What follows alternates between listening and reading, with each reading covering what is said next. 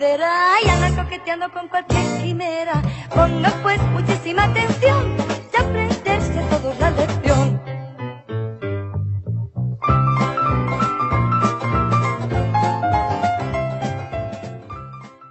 Bueno, pues dispuestos para abordar nuestro tiempo de reflexión específico para el repaso de la lección. Y la voy a introducir de la siguiente manera. ¿Qué aprendemos sobre los encuentros con Cristo que se narran en el Evangelio de Juan? ¿Qué lecciones espirituales podemos extraer de estas entrevistas? ¿Qué nos enseñan sus dos primeros discípulos? ¿Qué lección de vida nos deja Juan el Bautista? ¿Qué aprendemos de la salvación junto a Nicodemo? Pues bienvenido al comentario del texto bíblico que vamos a tener. Antes vamos a repasar también este mismo tema, esta misma lección con la Escuela Sabática Live. Juan Luis, por favor, cuando quieras. Francisco y Juliana entraron una vez más a la sala de investigaciones del Proyecto Juan para preparar la siguiente fase de la apología de su fe, la fase de presentación de testigos. Abrieron una vez más el Evangelio de Juan y empezaron a anotar todos los testigos que Juan cita en su libro. ¡Son muchos testigos! Parece que a Juan no le pareció suficiente con presentar las señales. Así es, jovencitos. Recuerden que una apología es como un juicio. Y en un juicio no solo se muestran las evidencias, también se cita a los testigos. Descubrieron que las señales que escribió Juan en su libro fueron muy importantes para llamar la atención de la gente hacia Jesús, pero el convencimiento de que Jesús era el Hijo de Dios solo lo experimentaron quienes se acercaron al Maestro para conocerle. Lección 4. Testigos de Cristo como Mesías. ¿Cuál es la importancia de un testigo?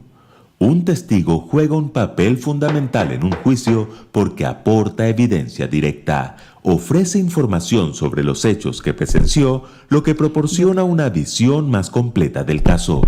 Un testigo puede influir significativamente en la decisión final.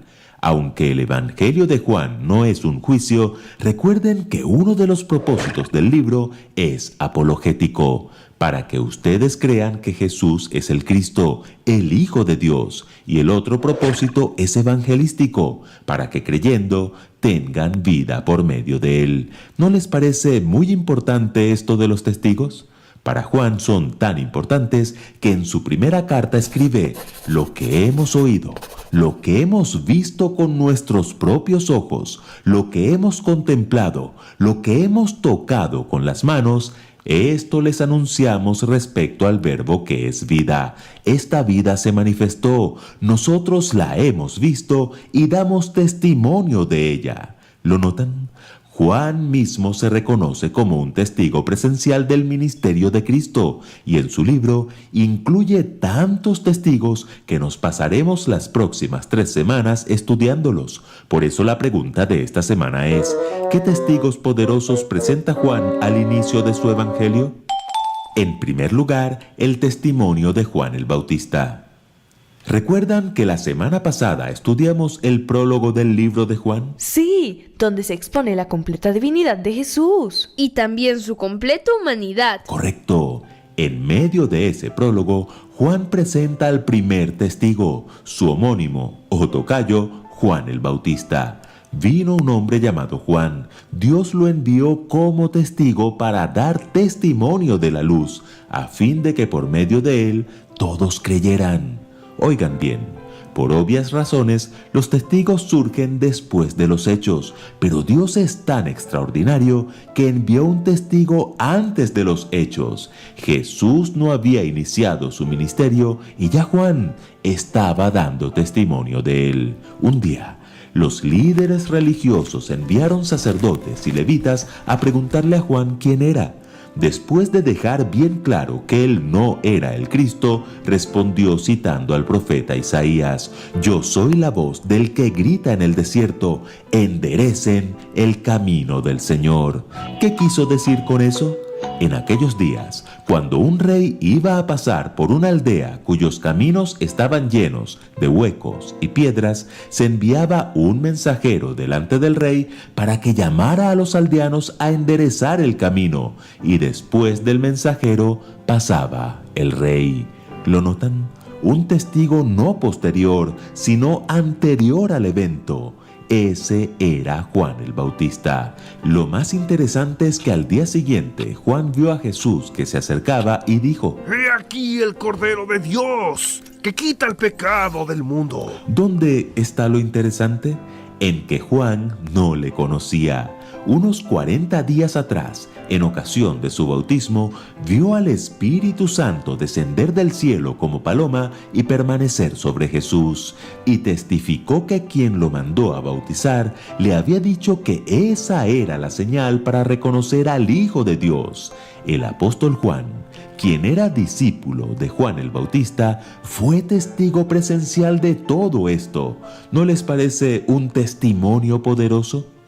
En segundo lugar, el testimonio de los primeros discípulos. Como decíamos, el apóstol Juan, antes de ser discípulo de Cristo, fue discípulo de Juan el Bautista. ¿Recuerdan qué otro discípulo dejó de seguir a Juan el Bautista para seguir a Jesús? Andrés, el hermano de Pedro. Ambos oyeron a Juan decir que Jesús era el Cordero de Dios. Exacto. Jesús se dio cuenta que estos dos lo seguían. ¿Qué buscáis? Rabí, ¿dónde moras? Venid y ved. Fueron y vieron dónde moraba y se quedaron con él aquel día.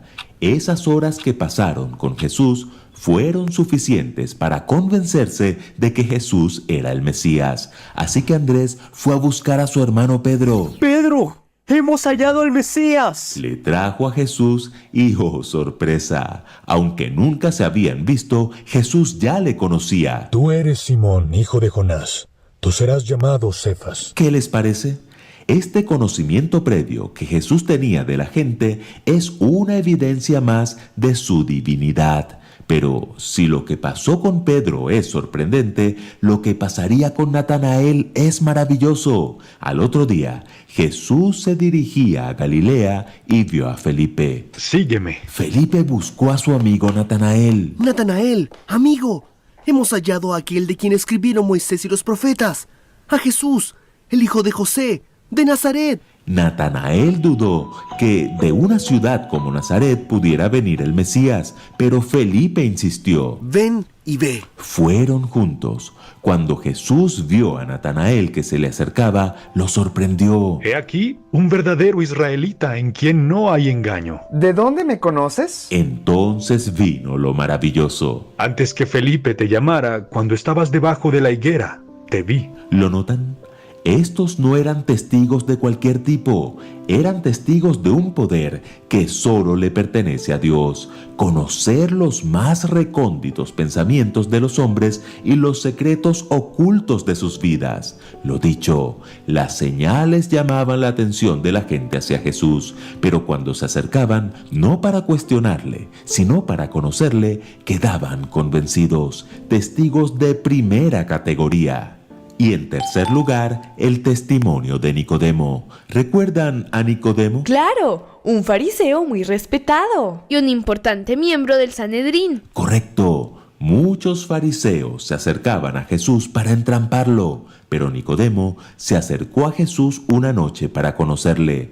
¿Qué había llamado la atención de Nicodemo? Las señales. Rabí, sabemos que has venido de Dios como maestro, porque nadie puede hacer esas señales que tú haces si Dios no está con él. Pero así como Jesús, por iluminación divina, conoció el corazón de Pedro y Natanael, también vio lo que había en Nicodemo. Si bien Nicodemo consideraba las señales como una prueba del origen divino de Jesús, no las veía como el cumplimiento de las profecías del Antiguo Testamento acerca del Mesías. Se acercó a Jesús con algunas dudas y aún no lo reconocía como el Cristo. Entonces Jesús le dijo: de cierto te digo, que el que no naciere de nuevo no puede ver el reino de Dios. ¿Cómo puede un hombre nacer siendo viejo? ¿Puede acaso entrar por segunda vez en el vientre de su madre y nacer? ¿Lo notan?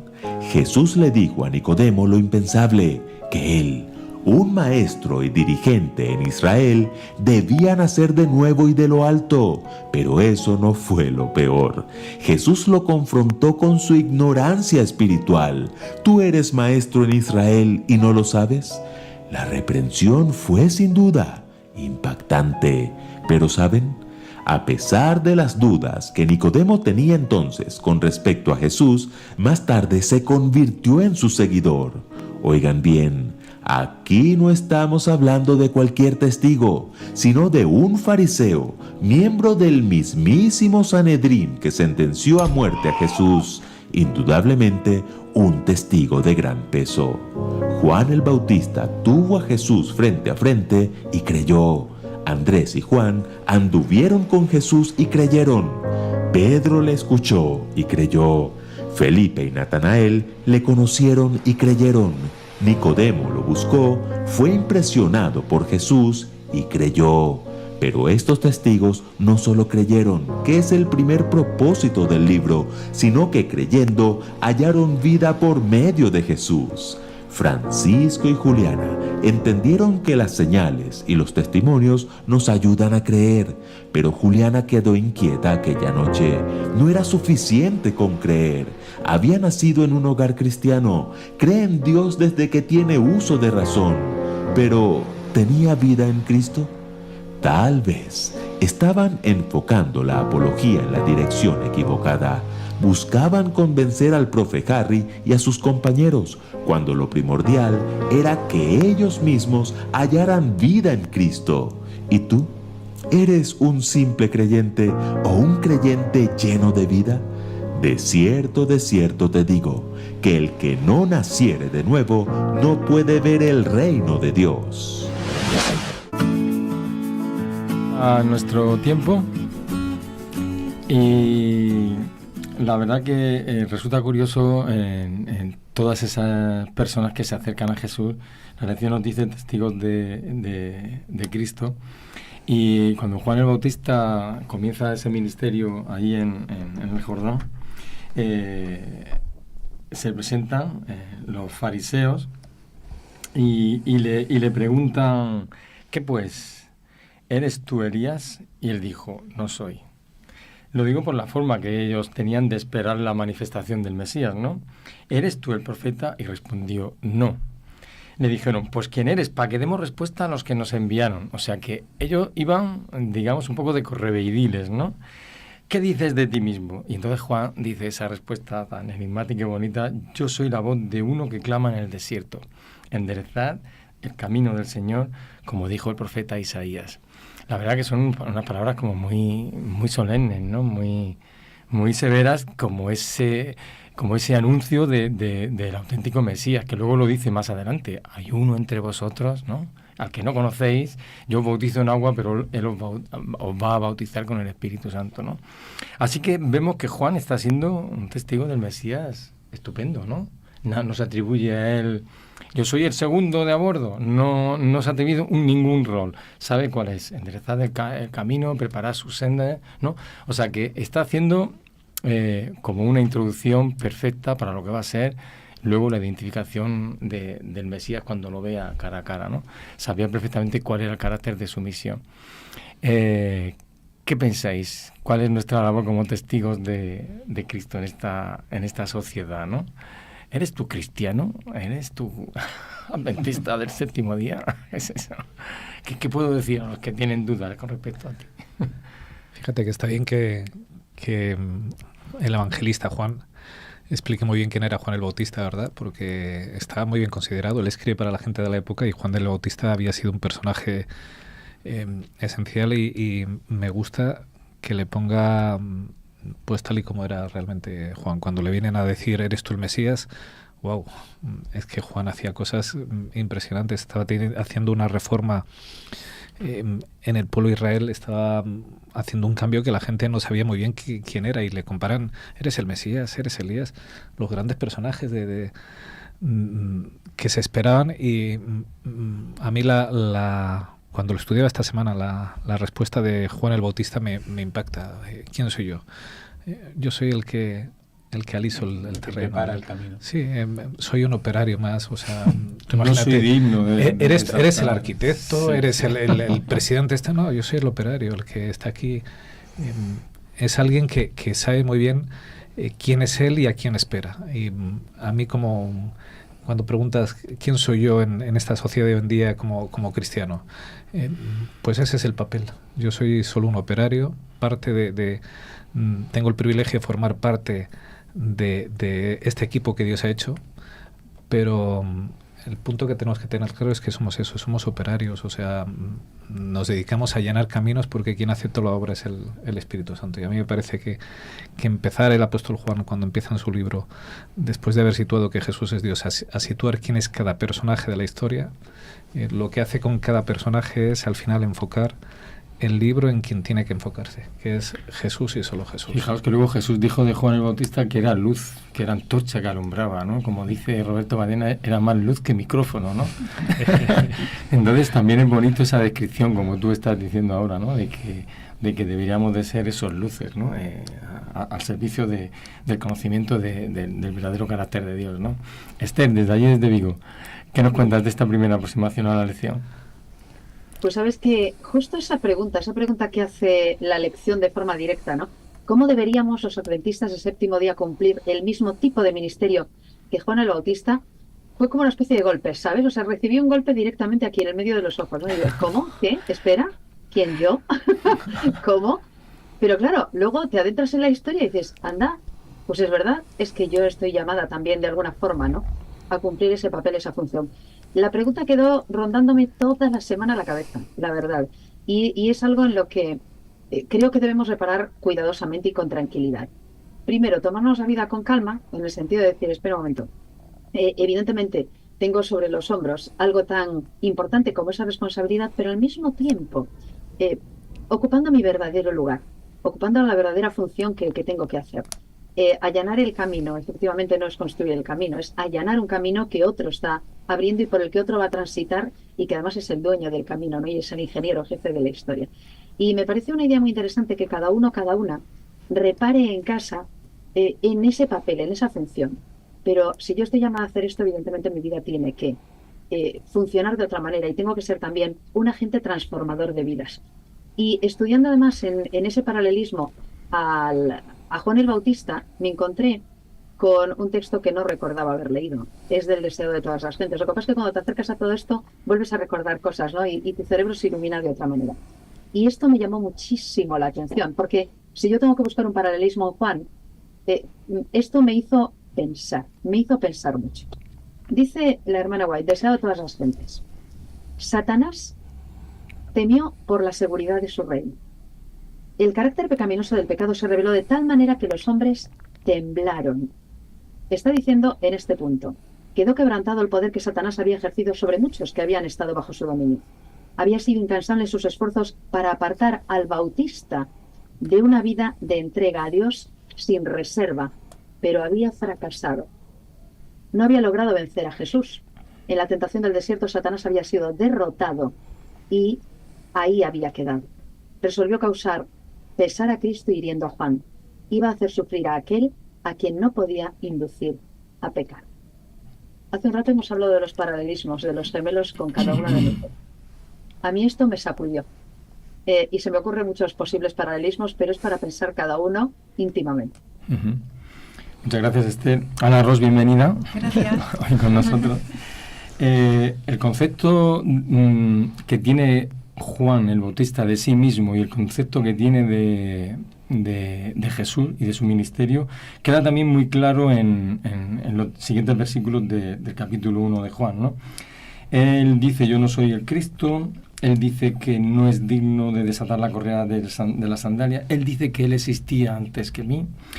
Yo os bautizo con agua, pero él os bautizará con el Espíritu Santo. Vamos a pensar en un pastor. Y que es el que, por decirlo así, está en la escala más alta, digamos, de la función de sacerdotes, que somos todos, un reino de sacerdotes, ¿no? Y él bautiza en agua, pero a esa persona que entrega su vida a Dios, y realmente quien la bautiza con el Espíritu Santo es Dios, ¿no? Igual que se abrió en el cielo. Entonces, deberíamos tener claro, porque hay alguna persona que se enseñorea de aquellos que son sus fieles, ¿no? De la Iglesia, sus fieles seguidores, iba a decir, porque a veces hay personas que buscan adeptos más que hacer discípulos de Cristo, ¿no? Entonces deberíamos de tener muy clara esa diferenciación entre nuestra misión y la misión de Jesús? ¿Hasta dónde puedo llegar yo y lo que corresponde hacer a Dios? La verdad que, como decía Esther, hola Esther, encantada de saludarte. A mí también me sacudió la pregunta, porque es tan importante el papel que tenemos que hacer cada uno de nosotros. ¿Cuántas veces nos repetimos la idea de el Señor tiene un plan para ti, yo estoy aquí porque tengo que tener una finalidad en la vida, tengo que buscar a una persona para traerlo a la iglesia, y entonces te pones unos objetivos, a veces excesivamente, no sé que si serán altos o no, pero quizá porque te estás mirando a ti mismo. Y te impones cosas que igual no te corresponden. Yo he trabajado o trabajo con ingenieros y en las obras es tan importante, desde los materiales que se utilizan hasta el ingeniero que diseña, hasta el que barre el hormigón o riega el hormigón para que esté perfecto para echar la siguiente capa, que si no está en el punto exacto, la siguiente capa rompe. Entonces, yo me apunté aquí la importancia de la preparación del camino, de allanar el camino. A lo mejor nos podría parecer que es un trabajo insignificante, pero es tan importante. ¿Por qué pensamos que, como yo necesito esa importancia, me dio que pensar en que nosotros volvemos a caer en el mismo error que cayó Satanás al texto que ha leído Esther? Que al final nuestro propio ego nos está jugando la pasada de creernos que como somos el camino o el medio o la luz, entre comillas, nos estamos llevando el galardón. Y sin embargo, Juan el Bautista nos da una lección de humildad impresionante. ¿Cuántas veces vemos el pecado de muchas maneras, de diferentes maneras, ¿no? Y sin embargo, la humildad, que es tan necesaria, es un pecado que todos llevamos dentro, la falta de o la ausencia de humildad, y no sabemos encontrar nuestro camino porque creemos o necesitamos el galardón. Y no solamente el pastor, yo también como miembro. Para mí es interesantísimo estudiar esto para situarnos, que nuestro plan quizá no sea, o nuestro nuestra función no es llegar a algún sitio y que te pongan la medalla. Quizá sea simplemente ser la que recogió me viene mucho a la cabeza Marta y María. Ajá. Sí. Sí, porque siempre hay una que se lleva la peor parte que la otra, ¿no? Y yo creo que ambas el corazón lo tenían preparado. Felipe insiste mucho el capítulo 1 de Juan sobre esta humildad del Bautista. Fíjate que su discípulo al final dice, mira que se va el mundo, se va detrás de Jesús, y ahí todavía remarca una vez más Juan el Bautista el carácter de su misión, ¿no? A él conviene crecer y a mí me igual. Pero mira que la gente iba allí al Jordán, la gente, o sea, que se ve que iba mucha gente. Como iba mucha gente, pues iban los fariseos y los levitas a preguntarle tú quién eres, etcétera. Podía verse él, ¿no? No me voy a meter con Herodes, pero dice, oye, que no te es lícito tener la mujer de tu hermano. O sea, que realmente era un siervo fiel a Dios, ¿no? Sí, yo creo que un poco como se está aumentando, ¿no? Es decir, el tema de Juan como testigo nos deja muchas pinceladas que debemos de considerar para nuestra vida. Yo, quizás por mi carácter más introvertido, ¿no? Yo, aunque parezca que no, pues soy muy vergonzoso y me cuesta mucho hablar y me cuesta mucho expresar hacia los demás. Yo siempre recuerdo, tengo como ese trauma, ¿no? Casi infantil, ¿no? Cuando en nuestra iglesia se nos pregunta, cuando en la iglesia se pregunta, cuando estás en un encuentro en algún sitio y preguntan, bueno, ¿y cuántos de vosotros habéis hecho obra misionera esta semana, ¿no? Pues claro, a mí me daba vergüenza porque se arruga uno. Pues se arruga uno, y porque cuando eres vergonzoso, pues parece que si no levantas la mano estás diciendo que no estás cumpliendo tu misión. Y si la levantas y no la has hecho, estás mintiendo. Entonces, pues hay un conflicto de intereses, ¿no? Y más, porque hay un texto que a mí cuando ya tuve más conciencia, ¿no? del estudio de la Biblia, cuando sale esa pregunta siempre busco el mismo texto, ¿no? En el que dice Jesús, que tu mano derecha no sepa lo que ha hecho tu izquierda. Digo, bueno, si mi mano derecha no tiene que saber lo que hace mi izquierda con el prójimo, ¿por qué lo tiene que saber el resto de gente, ¿no? Y ya con eso me tranquilicé un poco. Pero sí que destaca de Juan el Bautista, ¿no? Su papel como persona que sabe a lo que haya venido. Y como tú dices, él bautizó a multitud de personas, ¿no? Y podía haber destacado, como decir, bueno, sí, va a venir el Mesías, pero aquí estoy yo, ¿no? Que es el que hace el trabajo sucio, ¿no? Y en cambio todo lo contrario. Y a mí me da la felicidad, ¿no? O la certeza de decir, bueno, hasta qué punto el valor de mi testimonio, ¿no? De ser como soy, puede influir en la gente, ¿no? Y yo creo que un poco lo que habla de la escuela sabática esta semana es eso, ¿no? Somos testigos porque damos testimonio, ¿no? Uh-huh. Y eso es otra cosa que cuando ya eres más mayor, ¿no? Te das cuenta, ¿no? De cuando eras joven, ¿no? Y a veces, por no parecer tan diferente a los demás, ¿no? Ocultabas tus testimonios, ¿no? Es decir, intentabas parecerte o no destacar de lo otro, ¿no? Y un error que a veces por la juventud se comete, pero que en definitiva es algo que debería ser intrínseco. ¿Quiénes somos nosotros? Nosotros somos testigos de lo que creemos. Uh-huh. Y tenemos que dar testimonio. Y lo que venga después, las personas que lleguen a un bautismo, las personas que lleguen a una salvación, eso ya no depende de nosotros. Efectivamente, sí. Los judíos buscaban un Mesías que los librase del poder romano. Y llega Juan el Bautista y cuando ve a Jesús dice, este es el Cordero de Dios que quita el pecado del mundo. Que esa palabra quita supone carga, que carga con el pecado, una referencia a las palabras de Isaías 53. Esto está también muy claro, ¿no? Saber identificar el rol y el papel de Jesús como Mesías, ¿no? En esa primera... Sí, es que Juan tiene las cosas muy claras. Por eso y por la declaración que he hecho anterior, que dice, él existía antes que yo. Uh-huh. Humanamente, Jesús, que es el primo de Juan, o el primo segundo, ha nacido después que él. Pero Juan tiene claro lo que le han contado, que los ángeles revelaron tanto a su madre como a María, la prima de su madre. Y él cree en la palabra de Dios, que creo que esto es muy importante para nosotros en nuestra vida. Creer lo que la Biblia dice. Da igual lo que yo vea, da igual lo que yo pueda especular, lo que Dios dice es la verdad. Entonces, él defiende esa función de lo que va a hacer Jesús. A mí me asombra este Juan que no conoce a Jesús porque no ha tenido encuentro particular con él, pero lo identifica como ese que es preexistente, como ese que va a ser el Cordero de Dios, y además cuando se cruza con sus discípulos le dice seguirle a él. Claro, podría haber dicho, mira, conmigo tenéis seguros, yo soy una persona que soy... que me decapiten, tenéis seguro trabajo conmigo. Soy decente, hago una buena obra, quedaros conmigo y cuando veamos a ver cómo actúa él, pues seguirle. No, o sea, tiene tan claro que él es solo, lo que decíamos, una parte en el camino, él es quien allana el camino, que cuando ve a Jesús lo tiene claro. Yo como cristiano, ¿qué tengo que hacer? Pues llevar a la gente a Jesús. Que eso a veces nos cuesta, o sea, no se lo llevo a este pastor, no se lo llevo a este predicador, no se lo llevo, incluso, me permitís, no lo llevo a la iglesia adventista, lo tengo que llevar a Jesús. Amén. Uh-huh. Porque en Jesús es donde uno está seguro. Y eso es lo que hace Juan el Bautista. O sea, tiene tan claro lo que dice la palabra de Dios, lo que él ha estudiado, porque él cuando relata el texto de Isaías, él es pleno conocedor de la palabra de Dios.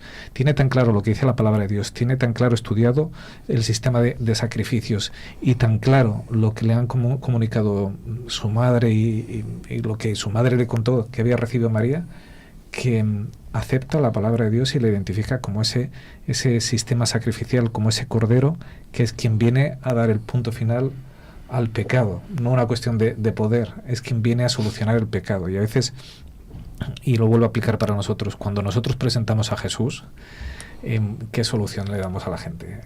Claro. Jesús, ¿qué es lo que viene a solucionar? Porque Jesús lo que viene a traer es paz a los corazones, ausencia de culpa, de pecado, de dolor.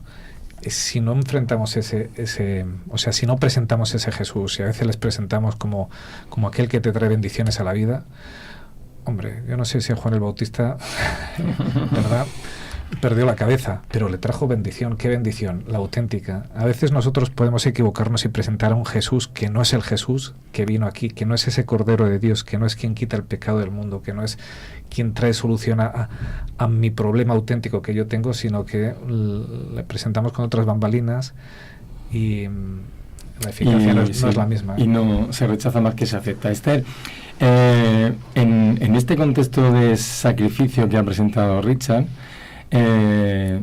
fíjate que vamos a pasar ahora a ver los testigos más sencillos, más como nosotros, porque claro, hay que reconocer que Juan el Bautista era un poco especial, ¿no? Un profeta con una misión, con un llamado especial. Pero cuando ve que se acerca a Jesús, que él estaba ahí bautizando, y dice: yo tengo que ser bautizado por ti y tú vienes a mí. Era también un concepto muy claro que tenía Juan de sí mismo como pecador, como una naturaleza realmente en lucha, que era consciente de los ataques que había recibido de ese enemigo, y él se había mostrado, por el poder de Dios y su fidelidad a él, inquebrantable, ¿no? Pero hay que ser muy conscientes, ¿verdad? Que enseguida vamos a pasar Felipe, Natanael, que son más como nosotros, pero incluso él tenía muy clara esa diferencia entre la misión del Mesías, que era también redimirlo a él, perdonarlo a él, aceptarlo a él, ¿no? Limpiarlo a él. Fíjate que en esa línea os estaba escuchando y pensaba efectivamente en esto. Él tenía claro que él era un intermediario, nada más. Yo estaba pensando también, y siguiendo con el paralelismo que estábamos comentando, claro, cuán claros tenemos nosotros nuestros papeles o cuán claras tenemos nuestras funciones. Porque Juan tenía discípulos. Y yo pensaba, pero un momento, pero es que mi función tampoco era la de Juan, era tener discípulos, sino hacer discípulos de Jesús. Nosotros podríamos cometer un error que Juan no cometió. En aquel momento, claro, muchas personas la única forma que tenían de acceder, ¿no?, a todo este tipo de cuestiones, pues era, por ejemplo, encontrarse con Juan o encontrarse con algún otro profeta, pues que les ilustrara y que les pues mostrara parte del camino también. Pero es que el verdadero camino no era Juan, el camino era Jesús. Y él tenía clara esa función que cumplía. Y estaba pensando yo, efectivamente, a lo mejor que en algunos paralelismos actuales hay muchas personas que están haciendo o que buscan hacer discípulos para sí y no discípulos para Jesús. De manera que Juan nos da la lección de no cometer ese error. Todo un auténtico líder de opinión de la época no se dejó adorar, ni se dejó, evidentemente, ¿verdad?, pues hacer dudar con respecto a cuál era su verdadera función. Él esa perspectiva la tuvo clarísima todo el tiempo. Ana, Felipe dijo: hemos hallado al Mesías. Tuvo que ser una declaración impactante para Andrés, que le escuchó. ¿Qué me dice? ¿Cómo podía tener tan claro que era el Mesías? Claro, Juan lo había identificado, ¿no? Todavía no había hecho Jesús ninguna señal, ¿no? Sin embargo, lo describen así con esa firmeza, ¿no? Con esa certeza, ¿no? Me llama la atención la relación que tenía que haber entre ellos. Una relación, tenían que haber hablado tanto y una confianza tal que cuando a mí me pasa algo o tengo que contárselo a alguien, ¿a quién se lo cuento? ¿A quién se lo contáis? ¿A quién es la primera persona que se lo contáis? Yo, a mis hermanas, mi hijo, mi madre, enseguida buscas a tus cercanos, con quien tienes esa confianza, ¿verdad? Y me los imagino pues buscándose para decir que ya lo encontré, es que eso tiene que ser grandioso. Y además decir, habían entendido bien las Escrituras, que no en otros casos podemos decir lo mismo. Estaban buscando a esa persona y iba corriendo a decírselo a otro. Y se ponen en acción: Rabí, ¿dónde moras? Exacto. Y van con él, ¿no? O sea que... Y no solo, es que se meten en la casa. Sí. Venid y ve, le dice Jesús, pues venga, vamos juntos, ¿no? Y luego es curioso cómo Jesús, Felipe, y tú eres Simón, ¿no? Nos conoce. Parece que cuando nos acercamos a Dios, ¿no? Yo creo que ahí lo que hace es disipar todas las dudas. Porque es verdad cuando dice, venga, vente que lo vas a ver tú, ¿no? Y claro, tú, cuando vas así en esas condiciones vas con la duda de que, bueno, voy, te acompaño, porque como decía No, como decía ella, dice que por la amistad que tenía, pues dice, bueno, venga, es como cuando le cuentas algo a un familiar y dice, venga, sí, venga, va, vente que vamos a escucharlo, ¿no? Sí, y en cambio, yo creo que Jesús nos conoce tanto que en cuanto lo vea aparecer, ¿no? Pues no dudo ni un segundo en decirle, bueno, tú eres, ¿no? Y lo pone en evidencia para decir, para tener la reacción que tuvo. Es verdad, reconozco que tú eres el Mesías porque me conoces, no saber quién soy, ¿no? Pues vamos a ahondar más en conocer, porque Felipe halló a Natanael y le dijo, fijaos cómo presenta, hemos hallado a aquel de quien escribió Moisés en la ley. Natanael tenía que ser un tipo especial, porque además luego Jesús lo va a identificar como que estaba orando debajo de la higuera y tal, pero dice, de quien escribió Moisés en la ley, así como los profetas, a Jesús, el hijo de José, de Nazaret.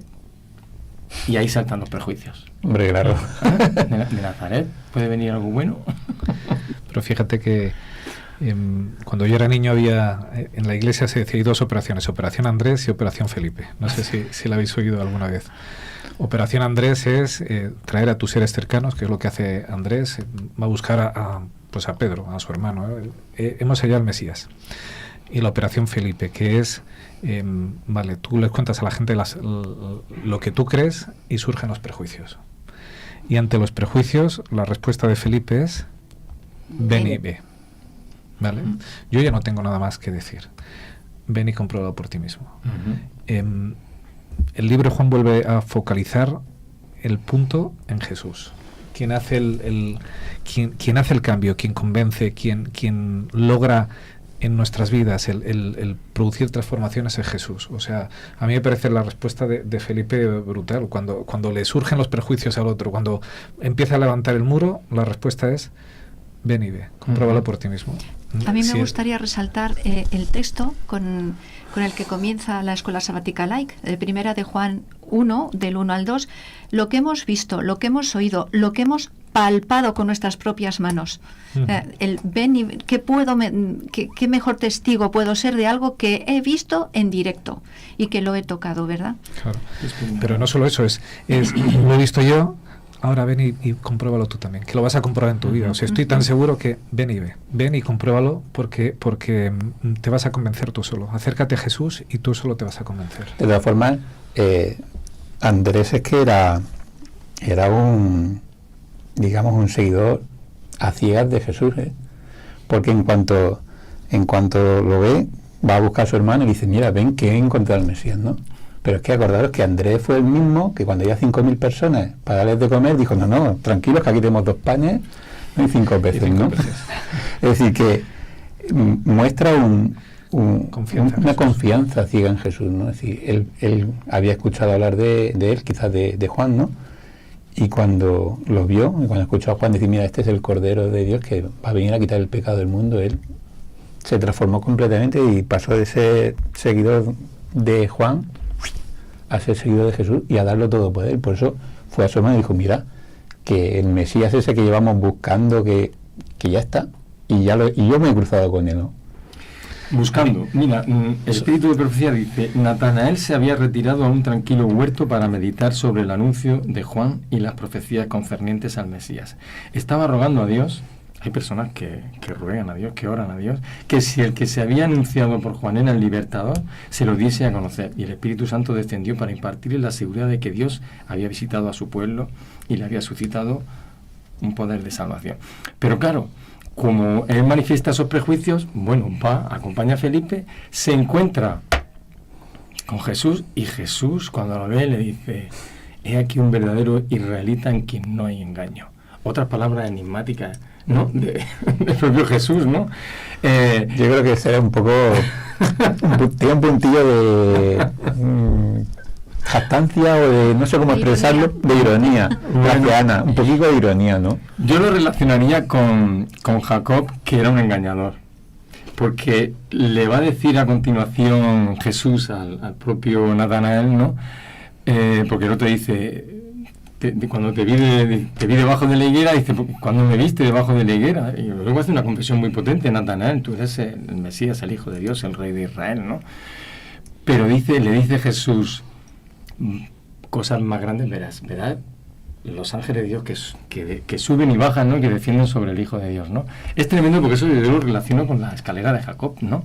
Entonces, un verdadero israelita en que no hay engaño, y un Jacob suplantador que había sido un engañador y que tuvo esa visión de aquella escalera que los ángeles subían y bajaban. O sea, se podría un poco relacionar, pero verdaderamente estamos viendo que hay personas que tienen muy clara el estudio del Antiguo Testamento, siempre apuntando hacia esa venida del Mesías y siempre ese deseo de muéstrame si este es el libertador que está presentando Juan, ¿no? Como yo he oído muchas veces oraciones respondidas de que si este es tu pueblo, si este es tu mensaje, muéstrame, y Dios ha dado una señal a esa persona que ha orado con esa intensidad y con esa sinceridad. Tenemos que traer todo esto a nuestros días ahora, ¿no? Es verdad que fue una experiencia impactante para Natanael, pero tú sientes que Dios se fija en ti, tú sientes que Dios responde a aquellos anhelos. Yo en mi vida, yo creo que sí. No sé qué pensáis vosotros. A mí me ha encantado la experiencia de Natanael, porque hay cosas que le pasaron a Natanael que me gustaría, no que me pasasen a mí, sino que si a mí el Señor me dijese, ahí va Ana, una persona íntegra, o yo creo que qué más bonito pueden decir de ti.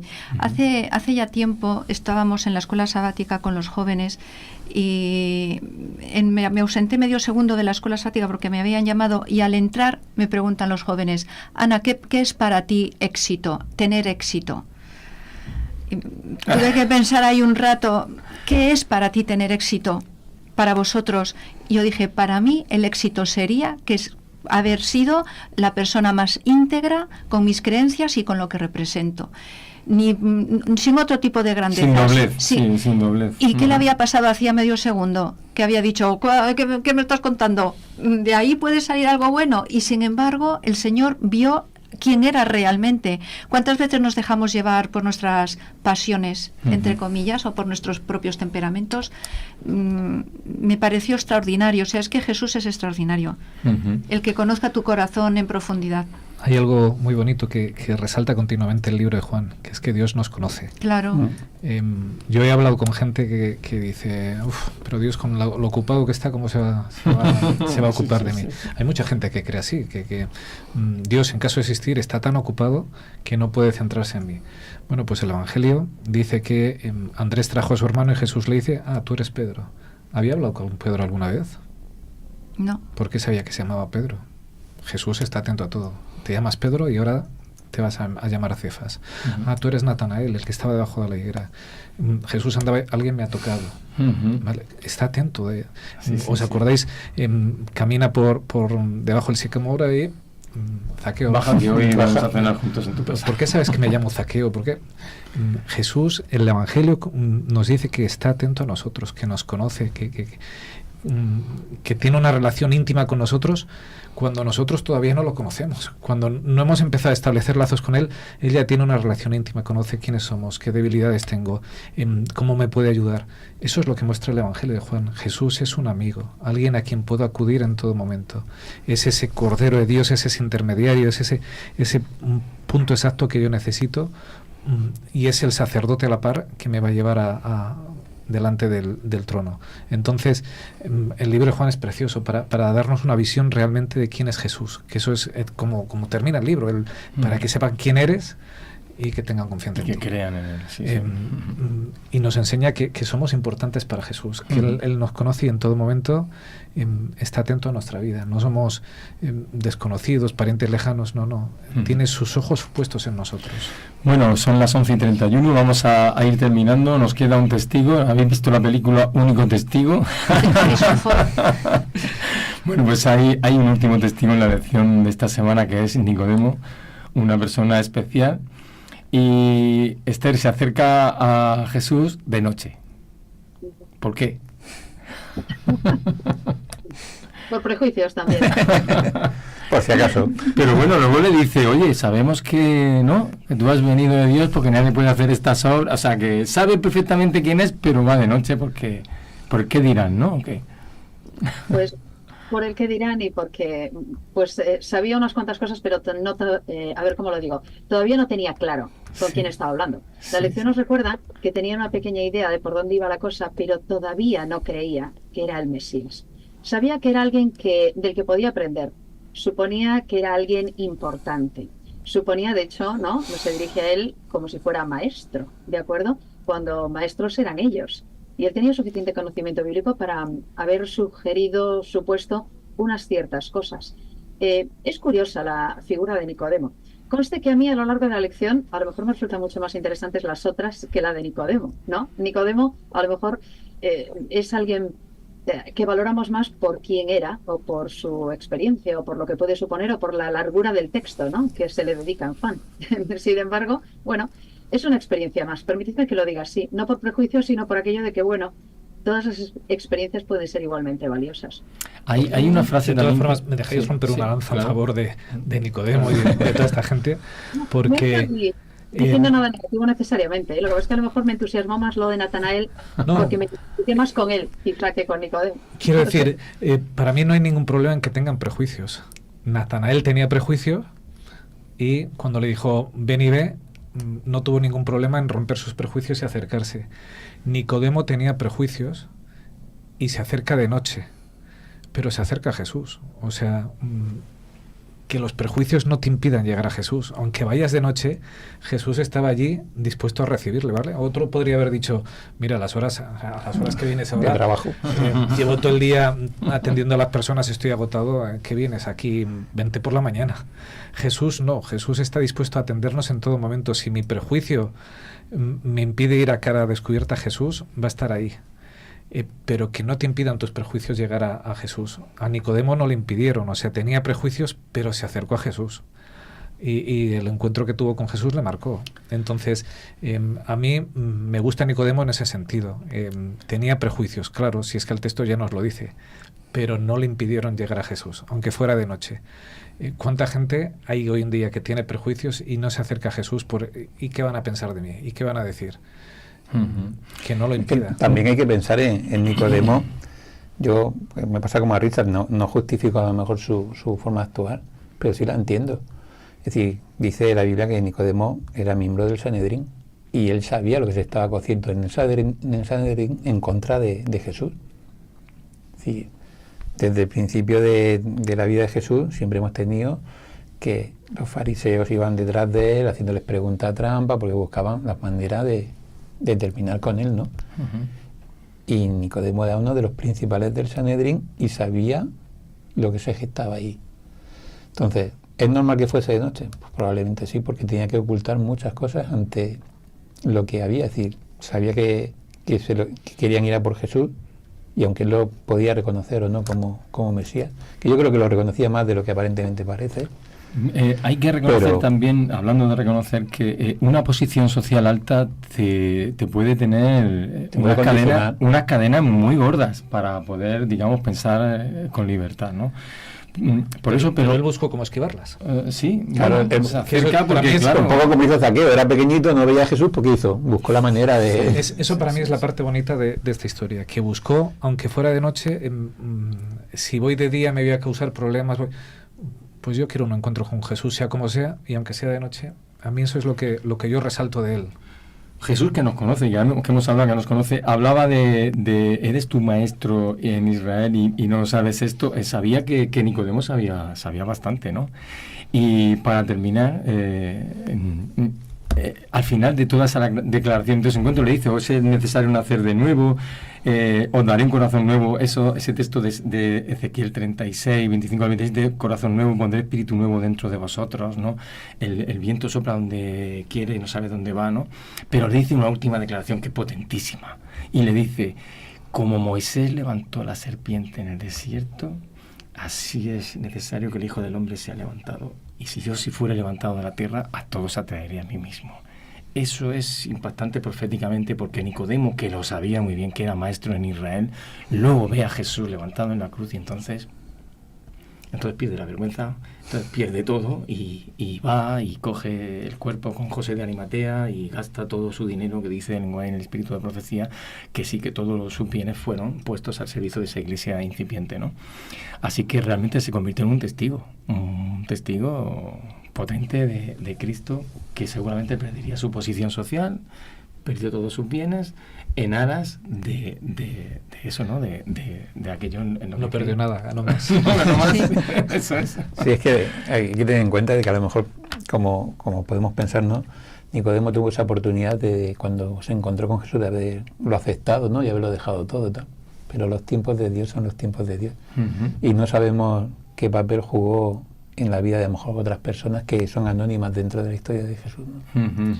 Sí, Elena White sí que dice que tanto él como José de Arimatea estuvieron mitigando o estuvieron interfiriendo en la labor del Sanedrín para que no hicieran con Jesús tan deprisa antes como de ellos tiempo. querían. Sí. Sí. Eran discípulos no declarados, pero ese encuentro le impactó y empezó a cambiar, como dice Felipe, en los tiempos de Dios. O sea, ¿qué es lo importante para Dios? ¿Que cambiemos o que lo hagamos al instante? Claro, para mí es una lección importante de este tema, de esta lección de esta semana. Los tiempos del Señor no son como igual para nosotros. Nosotros queremos cambios inmediatos, a veces no son inmediatos, y cada uno necesita un cambio diferente. Por eso cada testigo es diferente. Y Jesús sabe cómo alcanzarte a ti y cómo alcanzar a Nicodemo. Y lo que yo necesito es distinto a lo que necesitas tú. Y Él lo abarca todo. Da igual si dura 1 hora o X años. Es fantástico que nosotros podamos tenerlo a Él ahí a nuestro lado, para que hagamos el cambio cuando sea necesario. Ojalá que sea inmediato. Bueno, pues Esther, una última intervención y ya vamos a ir cerrando la lección. Mi acercamiento a Nicodemo es mucho más cariñoso de lo que pudo parecer. Lo que pasa es que quedaba la segunda parte. Sí. Lo que pasa es que yo me he planteado la lección de esta semana desde una perspectiva autocrítica, ¿de acuerdo? Buscando los paralelismos para conmigo. Claro. Por eso hago esta lectura. Es decir, si yo también puedo encontrar una lección en Nicodemo, tiene que ver, por ejemplo, con no creerme superior intelectualmente, ¿verdad? La lección nos recuerda que Nicodemo sabía mucho, pero en realidad le faltaban por saber lo más importante. E ignoraba todavía muchas cosas y todavía no había tenido una experiencia que efectivamente luego tuvo. Y es verdad que esa era la primera parte del camino, pero yo me tengo que preguntar si efectivamente a veces yo no me acercaré. Por eso yo hacía la lectura autocrítica, ¿no? A veces con esa pretendida superioridad intelectual que al final no me lleva a ninguna parte. Todos estos acercamientos son maravillosos y todos estos acercamientos me recuerdan que el Dios que conoció a Natanael antes de que él lo supiera, pues también me conoce a mí y también sabe y está escuchando lo que yo estoy diciendo también en mi pequeña cámara de oración. Y esos ángeles que suben y bajan la escalera están a mi disposición también. Y Jesús me conoce por nombre. Me conocía, siguiendo el paralelismo de la historia de Felipe, desde antes de que yo siquiera supiera que existo, ¿no? Es una maravilla. Y de todos esos acercamientos podemos encontrar al Jesús que me sigue buscando a mí y que te sigue buscando a ti.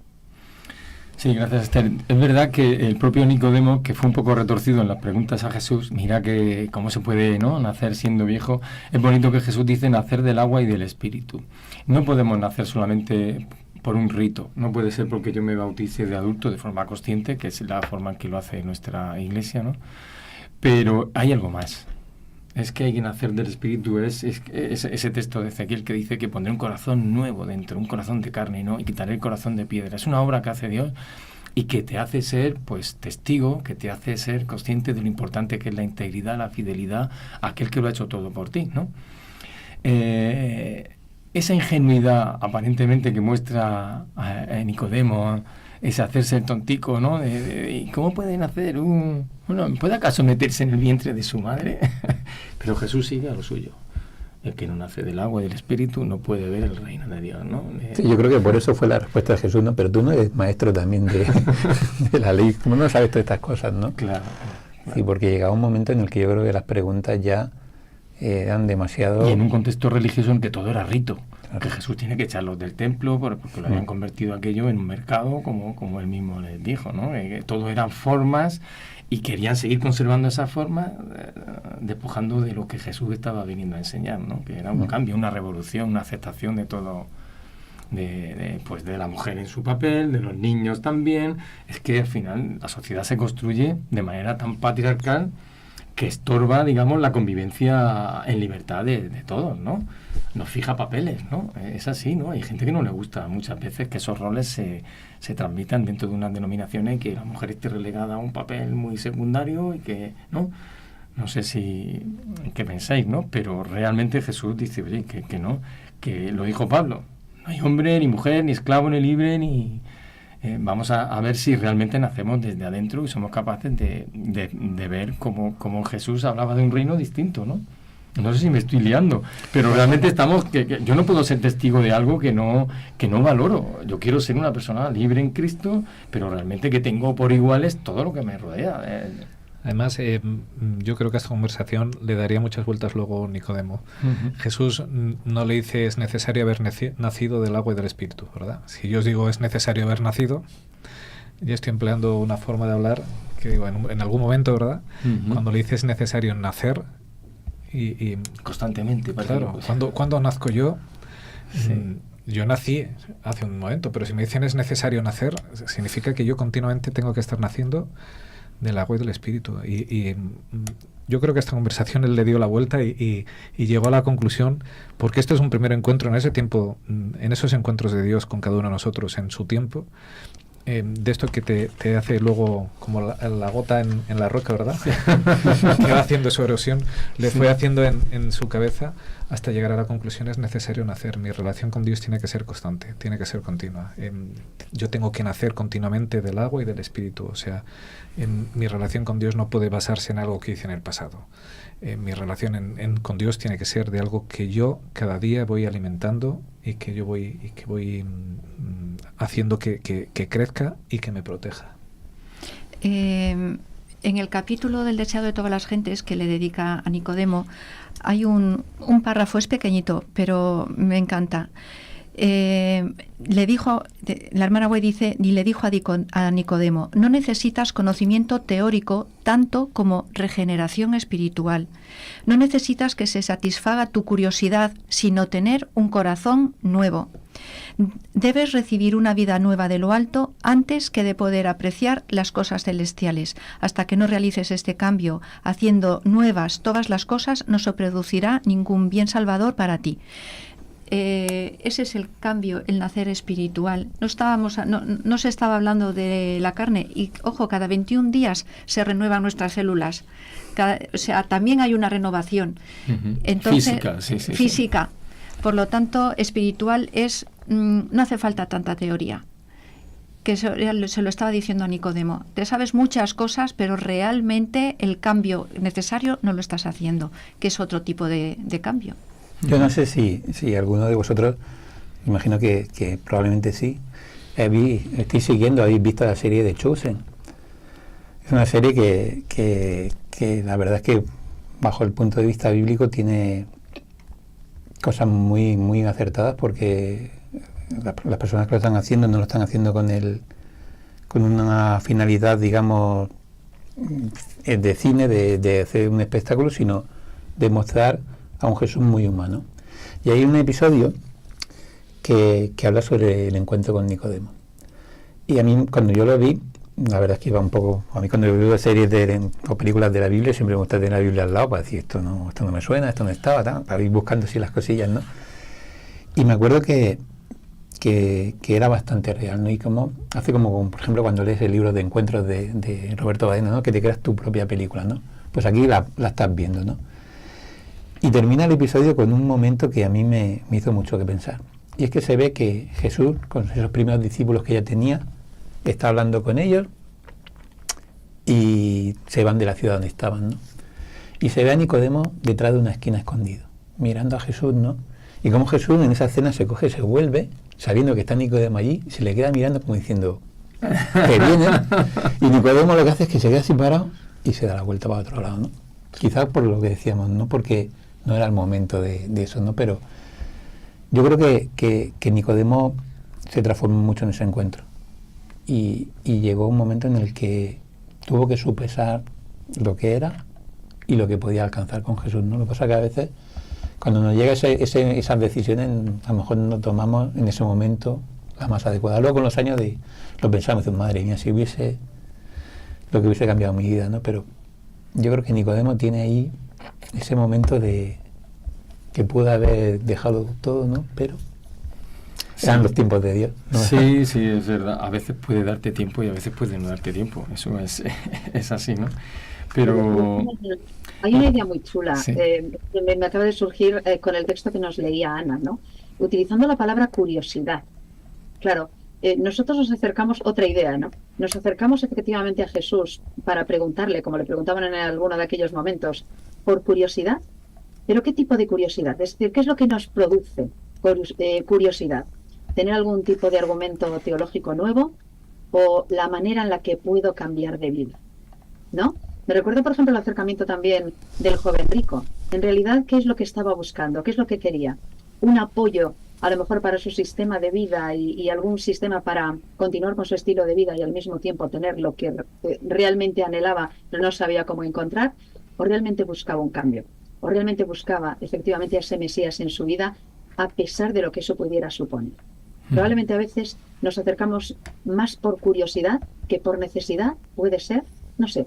Otros matices para seguir sumando, que me parece también una idea para seguir dando vueltas. bueno, pues muchas gracias a todos por vuestra participación. La verdad que el tema no se agota.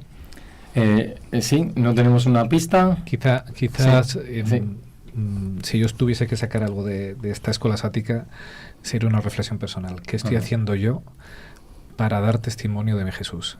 ¿Cómo soy faro en la vida de los demás para llevarles a los pies de Jesús? ¿Qué hago yo para que cuando alguien me pregunte pueda llevarles a Jesús? Yo creo que vemos el testimonio y vemos gente que Juan les invitó a Pedro y Andrés para que fueran a seguir a Jesús. Felipe se llevó a Natanael. De forma sencilla, sí. ¿Qué soy yo? ¿Cómo soy yo ese discípulo que lleva a los demás a los pies de Jesús? Que hablo con normalidad del Salvador. Y si no lo estoy haciendo, tengo que buscarlo, porque ese es el objetivo de que esta historia impacte en mi vida. Bueno, pues ha sido un placer. Espero que hayáis disfrutado del repaso de la lección. Que Dios os bendiga y nos volvemos a encontrar el próximo sábado aquí.